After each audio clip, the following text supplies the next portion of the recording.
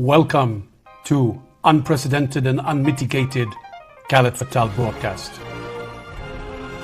With special interest, greed and corruption polarizing politics and geopolitics globally, with democracy reduced to a mere marketing label, with our freedom dying before our own eyes, with elected governments and public officials no longer serving the people and failing society and humanity, with ordinary people paying the ultimate price with their lives, livelihoods, civil liberties, and economic prosperity daily, with fellow Americans deceived for decades by the Uniparty. As a citizen, a top business decision maker, or a national leader, what are you going to do next?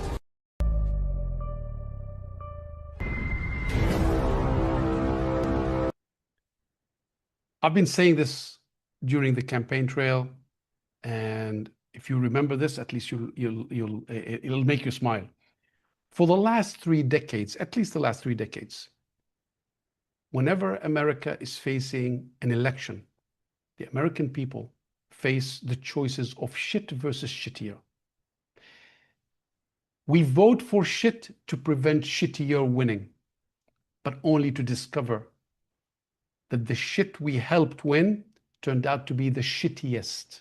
Hello and welcome to unprecedented and unmitigated Khaled Fatal broadcast. Today I will be focusing this episode on the election results in California and in America of shit versus shittier, shittiest. I've been saying this during the campaign trail, and if you remember this, at least it'll make you smile. For the last 3 decades, at least the last 3 decades, whenever America is facing an election, the American people face the choices of shit versus shittier. We vote for shit to prevent shittier winning, but only to discover that the shit we helped win turned out to be the shittiest. George W. Bush, Barack Obama, Trump first term, Biden, Trump second term. Let me put it on the record. I voted for Barack Obama twice. I did not believe he was going to actually bring out this change has come to America. Do you remember that? But I hoped I would be proven wrong. And I will share with you an example as to why President Barack Obama is what I have called for many years, and it's public now, I call him the paint job. And why I call him the paint job is because the change that he promised the American people, after 8 years of change, and so many people celebrate successes, if that change had arrived to the American public, would they have voted for a man who promised to drain the swamp? The answer is no. And why? Because the alternative to Trump was a Hillary Clinton. A Hillary Clinton that is as corrupt as you could ever get. Talk about corruption on unprecedented scales. So what was the system producing for us? A George W. Bush? A Barack Obama, who ended up, his first act, ladies and gentlemen, go and Google it. His first act, once he won the presidency, was to appoint Rahm Emanuel as his chief of staff. Don't take my word for it. Go and Google who Rahm Emanuel was and how deeply associated with Israel and the IDF, etc., etc. The Black Hope, who turned out to be the paint job, the Black Hope, the man that broke the ceiling, that made every minority person in America discover that the dream can come true, was a lie, because the moment he arrived, he told AIPAC and the Israeli lobby, you have nothing to fear from me, we're good.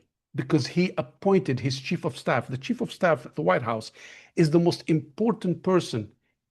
That person, that job is the gatekeeper to the president. And Barack Obama's first task after he won was appointing Rahm Emanuel in that post. What's the indicator? I remember talking to friends at that time, and I remember, oops, I'm not optimistic. So, nor did the change that he promised arrive to the American people. And this is why, what did the American people want after 8 years of Barack Obama? They wanted change now, not tomorrow. They were fed up. Who came to fill that gap? A man who said, I will drain the swamp. Yes, sounds good. And he'll drain the swamp, and everything he said the deep state and the system was doing, he was going to change. And all wars, blah, blah, blah, blah, blah, everything. Well, we saw what happened in Trump 1. Now we're seeing what's happening in Trump 2. How much swamp has Donald Trump cleaned or drained? In fact, I would argue he's created totally unprecedented new swamps. And this is not fixable easily. So the choices of public officials, my dear and fellow Californians and Americans, is now you are back to the choices between shit versus shittier. You're going to ask yourself, which of the two shits am I going to pick so that I can live with? And both of them, majority of cases, are already in the pocket of the special interest and the foreign interest lobbies, foreign nation interest lobbies. I'm not optimistic, but we have to do what we have to do, and we have to see what we can prevent. So I'm putting it out there so at least you know. Next time you're ready to vote in November, remember the shit versus shittier. I wrote that shit, by the way. No publicist wrote that shit. I wrote that shit. Anyway, more details will follow, and I will speak to you soon. And don't forget, subscribe to Substack, whether it's free or paid, it doesn't matter. At least you'll get alerted of upcoming episodes. Some episodes will be only to the paid subscribers. Others will be open. This one I think I will keep it open because I want people to know. And then until I speak to you next, stay safe, stay good, and remember, kindness is stronger than greed. Speak to you soon. Bye-bye. To learn how to address this topic as a risk, to assess and determine what solutions and methodologies can be utilized to manage these risks or to mitigate it, feel free to reach out to the MLI Group or any of its survivability subsidiaries. And don't forget to subscribe to Unprecedented and Unmitigated to get alerts of the latest posts. In the meanwhile, look after yourself and remember always, kindness is stronger than greed.